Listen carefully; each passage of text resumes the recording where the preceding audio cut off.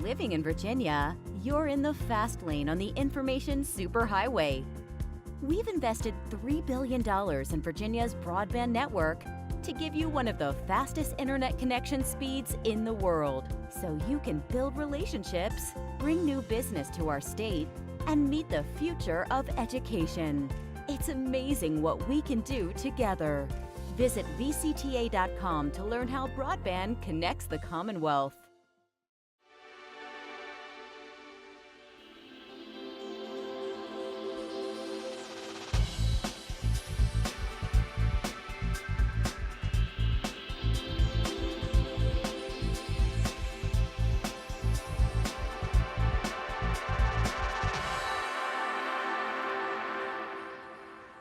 From the General Assembly and the City of Richmond, I'm Woody Evans for Cable Reports, brought to you by the Virginia Cable Telecommunications Association and Comcast, connecting Virginians to their government. Well, congratulations to Delegate Tony Wilt. You were reelected. I was. Thank you, Woody. Good to be here again for, what, seven or 8 years. I've lost count, but good to see you again, and thank you so much for the congratulations. I'm honored that the folks in the 26th House District decided to send me back to represent them in Richmond. I understand you have, I believe, something close to 19 new members in the House of Delegates. I believe 15 new Democrats and upwards of 3 to 4 new Republicans. I assume you've met them all by now. I don't know if I have or not. It's interesting, Woody, that, I mean, we've hit the ground running, and primarily we get to know folks as we interact with them on legislation.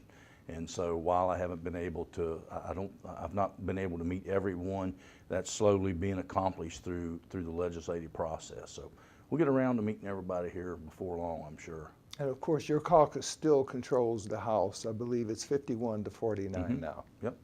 Yes, we do. It's a narrow margin of a majority, but it's still a majority. It is. So we're grateful for that. That's what counts. That's exactly right. So tell us about Rockingham County and the city of Harrisonburg. How are things going there? Who's the major employer in your district? Well, the city of Harrisonburg and Rockingham County, as you know, I don't even represent all of Rockingham County, but a fair portion of it. Things are going well. You know, we're always blessed there in the valley, economically speaking, and even here, Woody, in Richmond, legislatively, there's always a lot of issues at play. But at the end of the day, pretty much comes down to money, the budget, and it's the same at home. It really is. What the localities, Rockingham County, City of Harrisonburg, as all the others throughout the state, but particularly there at home, it's about budgets, it's about a healthy economy, and being able, at the end of the day, being able to fund the basic core needs of those communities, schools, roads, public safety, those types of things. And so our areas aren't exempt from that. We face some challenges, like all areas are now. The economy is coming back. We can't misinterpret that. I mean, there's still a fair amount of people that we hear about a low unemployment rate, but what that doesn't take into consideration is the higher non-participation rate. Right. There's more people now that they stop looking. Subsequently, they're not on the unemployment rolls, so they're not being counted. And but again, back on at home, we're blessed. We have a very diverse economy, a lot of what I call institutional, and the leader in that, obviously, in the city of Harrisonburg is James Madison University. It continues to be the largest employer in the area, and you know, so institution. We also have a few other institutions of higher learning in the general area. Residential housing, it's not, I wouldn't say that it's booming, but it's still steady, you know, steady as she goes. And I kind of like that as far as, you know, you know, we have our family-owned business in the ready-mix business, ready-mix concrete business, and we like steady. I know everybody likes to have a bigger number, but we've found that, you know, a good steady 1 to 2% growth, that's a lot easier to plan for. It really is. And so, from the housing, we don't have industry. We don't have big, heavy industry. We have a fair amount of commercial to kind of complement the population and the needs around there. And we can't forget the extreme importance of the effect of agriculture Rockingham County is the largest ag producing county in the state of Virginia. I'm very proud of that. And so and agriculture and forestry is the leading economic driver for the state of Virginia. A lot of folks would think, well, Northern Virginia and all that. Right. It's agriculture and forestry. And so Right. we're very, very proud of the part we play in that at home. And it's an exciting story to tell. It really is. So are there many poultry farms, cattle farms, people who grow soybean and corn there? We have it all, Woody. We have the wide mixture there in the county. Well, we do throughout the state. Right. But yeah, we have all that there in the valley, especially the poultry and the dairy, the beef cattle operations, and then the crops and so forth. And the reason I say it's an exciting story because the efforts that's been made over the last number of decades, really, you hear about best management practices and the concerns that we have, the health of Chesapeake Bay. I mean, that's a huge economic driver as well, both from a business standpoint, well, from a recreational standpoint, and recreation can be a business as well, Sure. as it certainly is, but then also from an industrial standpoint, aquaculture. And Woody, the exciting thing is that, and we're seeing it at home, best management practices that the taxpayers of the state of Virginia, much to the at the hand of the legislature, we've invested, and it was a it was required foresight to see kind of a gamble on the outcome. But Woody, it's exciting that outcome is paying dividends. We're seeing huge increases in the oyster production. The crabs are doing great. The seagrasses are coming back. The clam industry. It's a really exciting story to tell. And what it proves is that we can farm up in the valley, which is some of the headwaters for the Chesapeake Bay. We can keep doing the things. We can implement some best management practices to protect our streams, and it benefits our friends in the bay that they can, whether they want to swim or whether they want to practice aquaculture, we can have it both. And it's really, Virginia can be proud. We can pat ourselves on the back for the great job that we've done there. And I take it that agriculture has also spurred a lot of agritourism, if you will. Oh yeah, and it's always amazing to me at the creativity of our citizens. When we see a niche, when we see an opportunity, the folks that have those creative minds are able to walk through those doors, but sometimes at a risk. But the whole idea of agritourism that's developed, it's sprung from just the small farmers markets, but also the tours and so forth, the fields of gold, and just how folks are using that as a business opportunity. Not just the farming activity itself, but also turning it in, making it part of tourism. Exciting as well. What about grapes and wineries? Have you seen an increase in wineries in your district? Not right in my area. There's been some. There's none in my district, actually. I have several that dot right close to me, but none in the district. But that's okay. Overall, that continues to grow and providing opportunities for there. We're now in the district. Breweries, microbreweries, that's a new thing that continues to be up and growing. We also hear there's some growth and positive movement in the distillery, the spirits production. But I've got to say, as the listeners may be hearing me say this, say, "Good grief, we're creating a bunch of drunks," but actually we're not, Woody. That's the exciting thing that through and I credit it to education, starting in school, that we've been the educational efforts against things like drunk driving, and then the onset of like Uber and those types of things that people have a different mindset about drinking driving. Does it still occur? Yes. But by and large, as we see these industries that involve alcohol, we see those grow. We're not seeing an expansion and a higher problem of DUIs and those related things. And so that's good as well. We can those things can grow and provide, and people are, I believe, by and large, using those products responsibly. I can hear in your voice and see in your eyes the excitement about the Chesapeake Bay, and of course that's the subcommittee that you chair on agriculture. Why is that bay so important to the state of Virginia, and what kind of partnership exists with the federal government? Because I know there's been a lot of controversy about rules and regulations that apply to watersheds, the Chesapeake Bay, and other bodies of water. Sure. Well, Woody, it's interesting. Back several years ago, I'm trying to remember how many it's been now, when I was first asked to chair the Chesapeake Bay subcommittee. Now it's subcommittee number 3. But initially I thought, well, what do I know about Chesapeake Bay? But it doesn't take very long to realize that in my area, clear up in the Shenandoah Valley, as I said earlier, we are the headwaters of the Chesapeake Bay. The activities, and our farmers are getting it. They're learning that our agricultural practices do have an impact on it, because everything flows to the bay, literally, and so that part's exciting to see.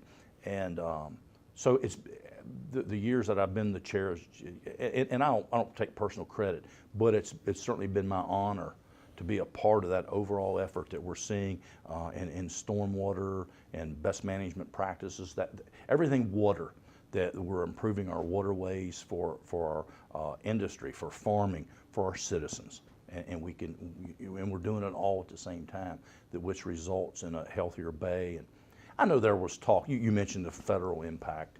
There was talk about coming out of D.C. about a lack of funding and so forth. But we in the state of Virginia, we're committed to. We already have money set aside that will continue our funding efforts there to keep and maintain a clean bay. And we're not going to back away from we're seeing the benefits. Why would we go backwards? And we're not, I'll do everything in my power to keep us from going backwards in maintaining the health of the bay. And the federal government's going to come around. They can't just turn their back on such a jewel that we have in the Chesapeake Bay. It's such a diverse area. Again, it's exciting to see the people that live there. They can go out in the front of their lawn, front or the back, whichever is attaches to the bay. They can raise their own oysters. They can, wow. and that's exciting. They can raise it for their own use. Some folks can sell them, and so it's happening, and it's exciting to see. Or if you just want to play in the water, if you want to ride your watercraft, whatever that may be, there's something there for everybody. And the bay's coming back around to be that vibrant entity, that whole ecosystem that it once was. And right. Yeah. Now the Republican caucus made some great strides in terms of transparency. For example, I believe your subcommittee is now required to have recorded votes on bills, and of course now you have cameras in the full committee rooms. Talk to us about the impact of that and why that benefits the General Assembly, and more importantly, the citizens who want access to what you're doing. Sure. Well, I always felt like those things were available whenever we took a vote before. It was a voice vote, but it was the votes were recorded. Maybe it wasn't as accessible to the citizens. And now in this age of technology, everybody wants everything to be able to click on a device and be able to watch it. And while at the subcommittee, it's not quite that simple. With the full committee, they can actually watch those. So it just, it allows them to be more informed, actually see the process as it's happening. Again, I think we always had a pretty good level of transparency, but this just takes it another step further. You have a new speaker. It's Chris Cox, who succeeded. I believe he's Kirk Cox. That's right. I believe he's the first teacher to ever be speaker, at least here in the House of Delegates. Okay, I don't know that, but yeah, Speaker Cox has hit the ground running. You got to admit, this was an interesting time to be able to take over the speakership of the House. And with the wave of change that you alluded to earlier, and he's done a masterful job of being able to step in and fairly represent everyone in the House. He really has. He continues to build on Speaker Howe's commitment to our other members just because we're of a different party. Speaker Howe really took us to a new level of inclusivity with folks on the other side of the aisle, as we like to say. And Speaker Cox is just continuing on that tradition that everybody has a fair voice in the House of Delegates. And I'm excited. I appreciate all his work, and he's working very diligent. Is doing, and will continue to do a great job as Speaker. I guess the concept of every vote counts was highlighted 3 weeks before the election, given the fact that a tie occurred in one district and a name had to be drawn out of a bowl to decide that election. Then we had the precinct follow-up in Stafford, Fredericksburg, which resulted in a Republican victory. But obviously those things have to be looked at and remedied at some point. Mm-hmm. Yeah, the district mix-up. While I wasn't directly involved with any of that, as I understand, some of that mix-up even went back for a number of years. Right. And so to say that it was just indicative of this particular race at this particular time, I'm not sure how accurate that is. And the issue of drawing the winner out of that bowl, wow, that's and I rolled that idea around. How appropriate is that? But actually, if you stop and think about a race that comes down that's literally tied, and to be able to take those two people that's in that tie race, and you just have they each have one shot at a 50-50, and it was tied basically 50-50. Right. I don't know. Seems like a fair way to pick whoever, because the voters already said basically it's a tie. And so I don't know how else you settle it. I know some people would promote voting again, doing a whole new election. Yeah, I'm not sure what the ramifications are to that. So I'll let. I think you have some legislation dealing with FOIA requests regarding scholastic records, I believe. Talk to us about why you think that legislation is needed. Okay. Yeah, and I appreciate you bringing that up. And actually, I'm honored that our House caucus chose that to be the House Bill number 1. I've never had that before, and I'm certainly honored that it is. And during the election, and I know there's some folks that would say, well, it's all because sour grapes because of political groups that FOIA'd student information at some of our state universities. That's a Freedom of Information Act request that citizens can make and obtain records. Correct. And again, some people would say, well, it's just this legislation is just sour grapes on my part because it was used against me. But honestly, Woody, when I found out that it's even possible for entities, for political, for retail, I find that very concerning that whoever these entities are can obtain your or my or the folks watching the show, their students' information, their most private, their email, their cell phone, their physical address. And that's without their knowledge or consent, as I understand it. Actually, when they signed up to go to university, it's an opt-out. It's one of those things. Well, if you don't tell us you don't want us to do it, we're going to go ahead and do it. Right. Okay. So that's how. So basically, yeah, they don't have a clue that information is being left. And I felt that when I realized that, I don't care if it's for political reasons or whatever. I don't think that there's some basic information for our students, especially in this age of privacy, that those very basic things ought to be given out. And so that's what my legislation did. And you're correct; it did start out dealing with in the FOIA section, but we've since pulled that back, and in essence, what we've done is saying, okay, and we even address it for K through 12, but then we also address it with the higher education. We say, all right, here's all these pieces of information that the schools can develop in the students' information package, for lack of a better term. But then here are these few things that the school can't give out without, now K through 12, without the parents' permission. Right. Okay? Then when we go to higher learning, we said the institution can't give this out without the student physically giving their permission, which is an opt-in. Sure. And again, it's just limited to their email, their physical address, and their cell telephone number.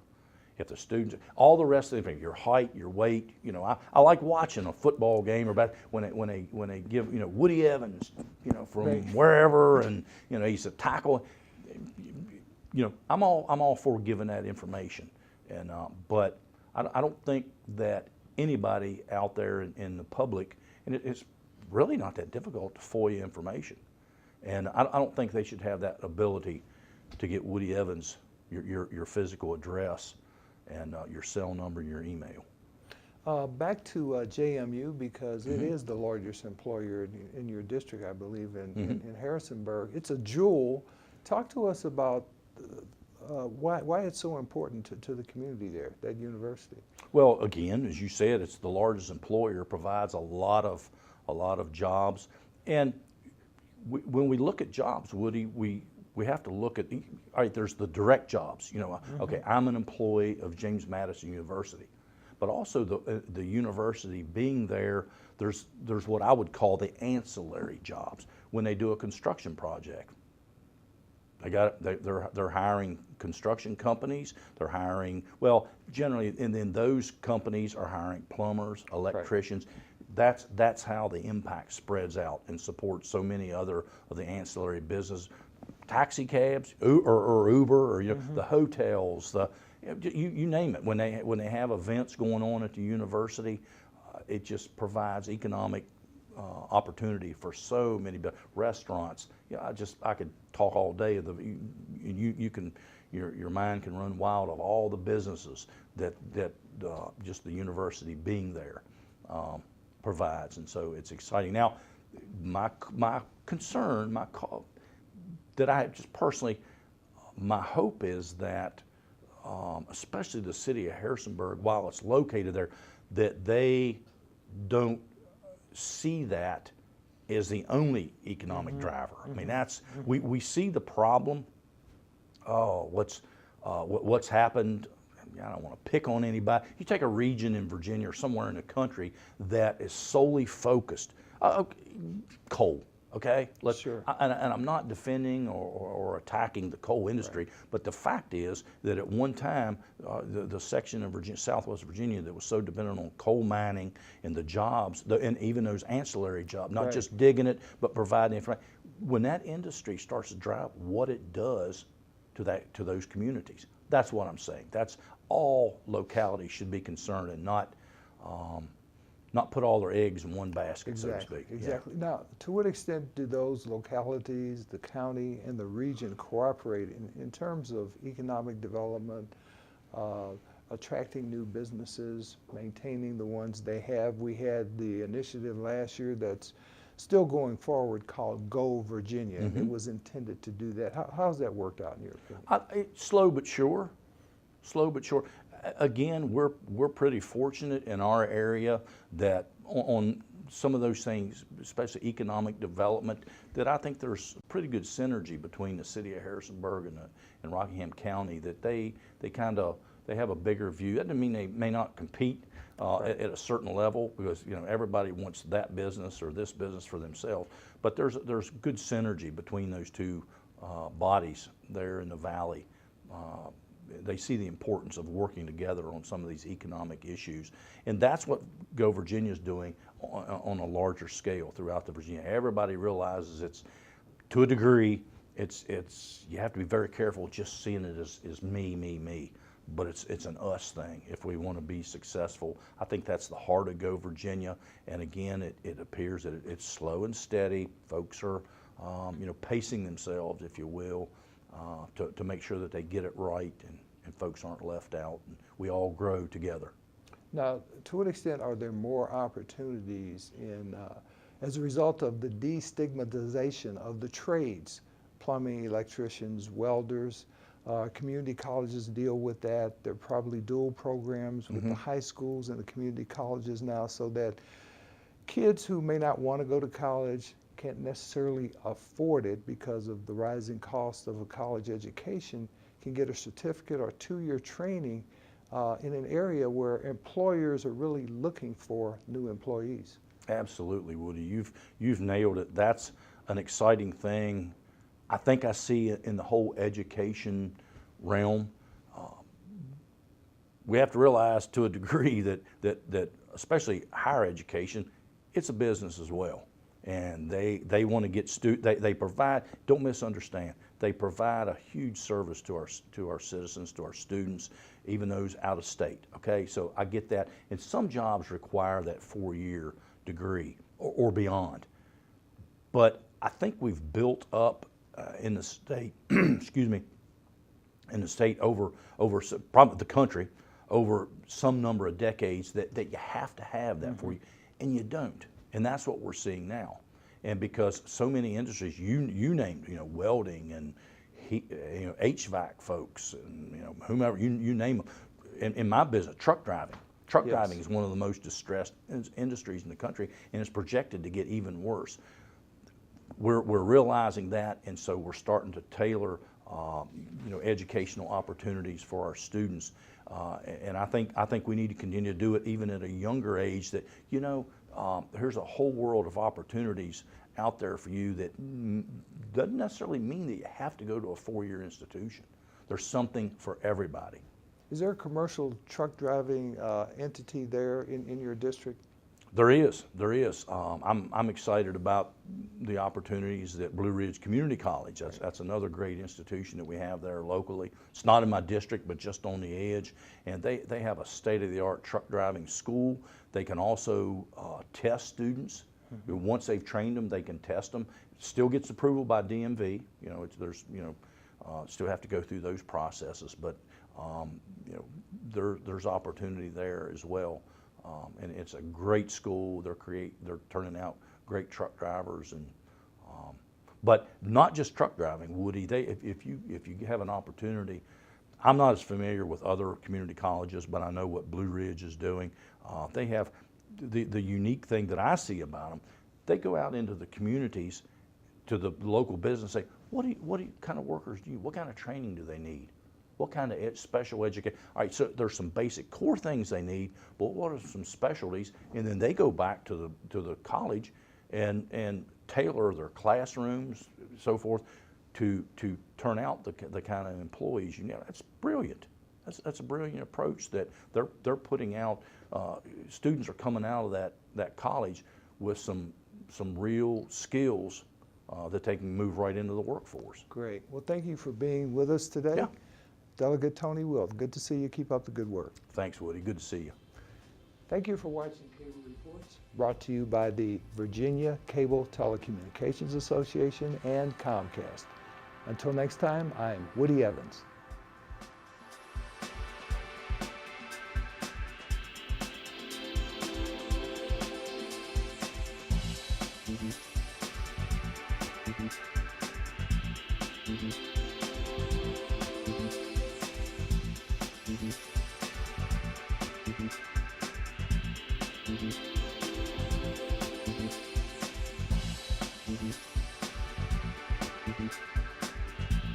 Mm-hmm.